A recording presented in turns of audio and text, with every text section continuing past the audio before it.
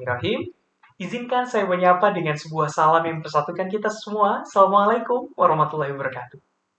Rekan-rekan yang berbahagia, ada dua nikmat yang sering kita lupakan, yaitu nikmat kesehatan dan juga kesempatan.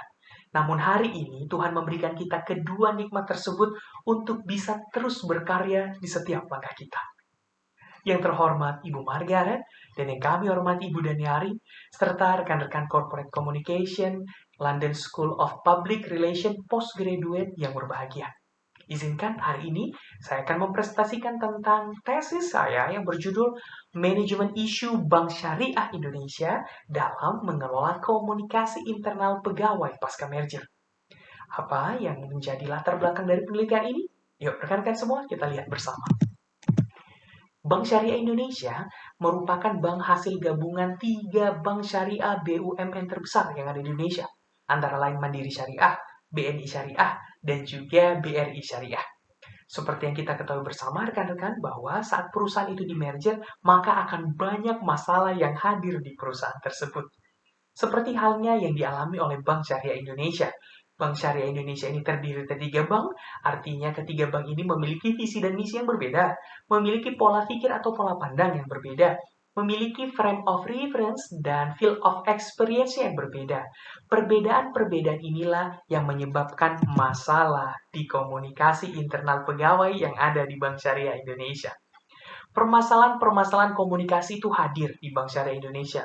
Bahkan rekan-rekan semua, permasalahan tersebut telah memunculkan isu yang sangat beragam di Bank Syariah Indonesia.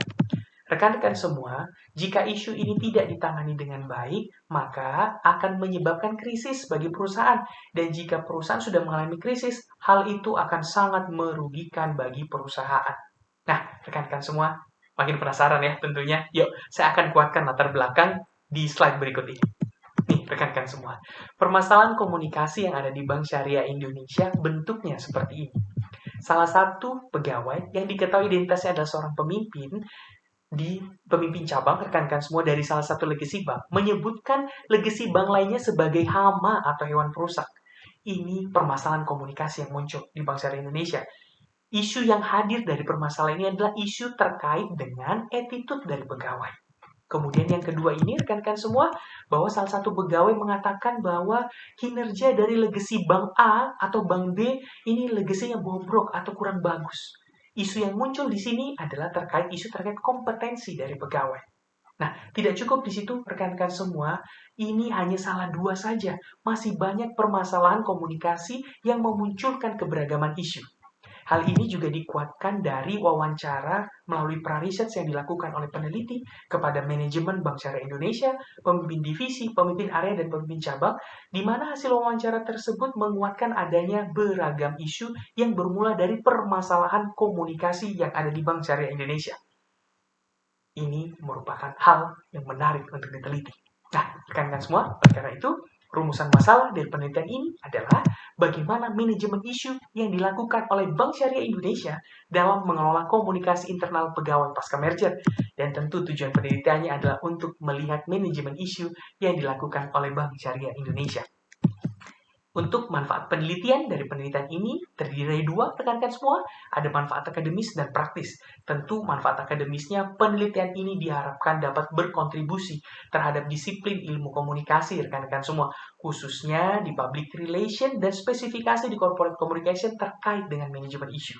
Kemudian manfaat praktisnya, kami berharap penelitian ini dapat memberikan pemahaman kepada masyarakat tentang manajemen isu yang dilakukan oleh perbankan.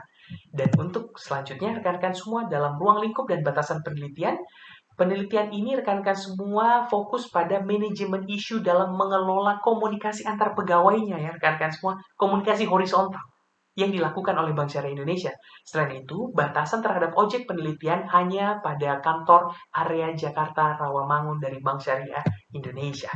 Nah, untuk kajian pustakanya rekan-rekan semua, literatur review-nya, kesemua literatur review ini rekan-rekan semua membahas terkait dengan manajemen isu eksternal dari perusahaan. Dan dari penelitian yang akan dilakukan oleh peneliti membahas terkait dengan manajemen isu internal dari perusahaan. Nah, hal ini menjadi satu novelty bagi penelitian yang dilakukan oleh peneliti, karena belum ada yang melakukan penelitian terkait dengan manajemen isu internal yang ada di perusahaan. Dan mudah-mudahan penelitian ini bisa berdampak luar biasa dan bisa memberikan manfaat tentunya bagi pembaca, bagi akademisi, bagi profesional yang ada di Indonesia. Nah, selanjutnya rekan-rekan semua, untuk menambah daya gedor atau pisau analisa dari penelitian ini, peneliti menggunakan teori atau konsep pendukung dari manajemen isu, dan dari sisi komunikasi organisasi, peneliti akan mengambil teori tentang teori co-orientation. Inilah dua hal yang akan menjadi pisau analisa dari penelitian ini, rekan-rekan semua. Dan diharapkan menggunakan dua teori ataupun konsep ini bisa menjadi pisau yang sangat tajam dalam menganalisa manajemen isu yang ada di Bank Syariah Indonesia, utamanya terkait dengan pengelolaan komunikasi internal pegawai pasca merger. Nah, selanjutnya rekan-rekan semua, untuk kerangka konseptualnya rekan-rekan semua dimulai dari Bank Syariah Indonesia, kemudian kita turun menjadi isu, kemudian kita turunkan lagi menjadi manajemen isu, dan di manajemen isu ini kita akan analisa menggunakan proses manajemen isunya, ada identifikasi isu, analisa isu, dan lain sebagainya. Saat ini sudah selesai, maka kita akan turunkan ke bawah menjadi pengelolaan komunikasi internal, khususnya komunikasi horizontal ya rekan-rekan semua, dalam menghadapi isu. Dan tentu dalam hal ini akan kita kaji menggunakan pisau analisa dari teori co-orientation. Kerangka konseptual penelitian ini menurut peneliti sudah sangat tepat dalam melakukan penelitian ini. Selanjutnya, rekan-rekan semua, dalam hal metodologi penelitian, paradigma dari penelitian ini adalah paradigma konstruktivisme. Peneliti menggunakan paradigma itu, kemudian dalam metodenya, tentu peneliti akan menggunakan kualitatif deskriptif untuk menggali informasi lebih mengenai manajemen isu yang dilakukan BSI dalam mengelola komunikasi internal pegawai pasca merger. Untuk teknik pengumpulan datanya ada dua ya rekan-rekan semua. Peneliti akan menggunakan data primer dan data sekunder. Data primernya observasi observasi partisipan dan wawancara mendalam, dan yang untuk data sekundernya ada menggunakan dokumen. Dan teknik analisa data, peneliti akan menggunakan model dari Saberman dan Saldana yang dikutip dari Kriantono 2006 rekan-rekan semua, bahwa yakni analisa data dapat dilakukan menggunakan 4 alur rekan-rekan semua, yaitu pengumpulan data, kondensasi data, penyajian data, dan penarikan simpulan. Dan tentu rekan-rekan semua penting untuk memvalidasi data, dan peneliti akan menggunakan triangulasi sumber untuk melakukan validasi datanya. Nah, selanjutnya rekan-rekan semua, untuk fokus penelitiannya, rekan-rekan semua boleh lihat pada layar bahwa fokus penelitian ini ada terdiri dari konsep atau teori, elemen, dan evidensinya. Ada manajemen isu di sana, terdiri dari identifikasi isu dan lainnya. Kemudian evidensinya ada di sebelah kanan, melakukan identifikasi isu-isu yang berkembang melalui pengamatan secara langsung dan juga wawancara. Dan kalau rekan-rekan semua boleh lihat pada yang bawah, ada teori co-orientation di sini, elemennya terdiri dari ada orientasi, kemudian ada ketertarikan A dan B, kemudian ada orientasi sikap B terhadap X, dan ada ketertarikan A pada B. Dan ini rekan-rekan semua evidensinya ada di sebelah kanannya, di mana melihat orientasi pegawai terhadap suatu objek komunikasi dan lain sebagainya. Inilah fokus penelitian yang akan dilakukan oleh peneliti, agar penelitian tidak kemana-mana atau tidak melebar kemana-mana.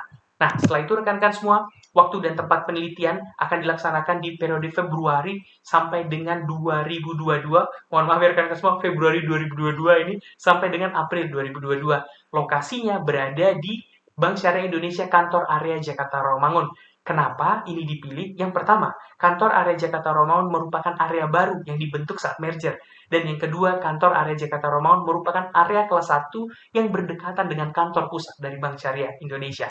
Nah, dan keterbatasan penelitian ini terbatas hanya membahas terkait dengan manajemen isu yang dilakukan oleh Bank Syariah Indonesia dalam mengelola komunikasi internal pegawai pasca merger. Dan untuk referensi yang digunakan terdiri dari 10 jurnal dan 23 buku, dan peneliti sangat berharap rekan-rekan semua, dan sampai saat ini peneliti terus mencari jurnal ataupun referensi-referensi untuk menguatkan penelitian ini. Dan mudah-mudahan rekan-rekan semua, penelitian ini bisa bermanfaat, dan penelitian ini bisa menghasilkan hasil yang luar biasa yang bisa berdampak bagi dunia ilmu pendidikan dan juga bagi dunia profesional tentunya. Itu yang bisa saya sampaikan rekan-rekan semua. Mudah-mudahan apa yang kita lakukan hari ini selalu diberkahi oleh Tuhan Yang Maha Kuasa. Saya Dian Budi Wijaksono undur diri. Assalamualaikum warahmatullahi wabarakatuh.